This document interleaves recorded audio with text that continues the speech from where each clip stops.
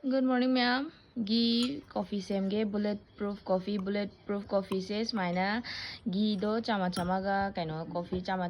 amaga ni ko do yam chawba chama natte dum ising asaba hairaga ijam na dum nga kuina ot thok piro adum kaino na su hand blender do aduna tawbasu dum nungai bane do kaisum manai da smai dum ising asauba hapani na dum jar launa ma ghee je dum kaino tawgi chai thokhi bane bako adai ghee do hojikandi amo kaino summer su oibani na duga winter da budi kaino na blender na tawbana di hena di nungai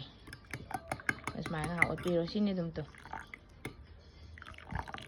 dai ma'am mahau su kaishu haina da ba khota ba tawdam ni ko si se constipation gum lay ba dum ba problem da sham phare weight loss da sham phare duga khoina ghee se khar khar sum chaga dam ni ko aduna sumaina sum thak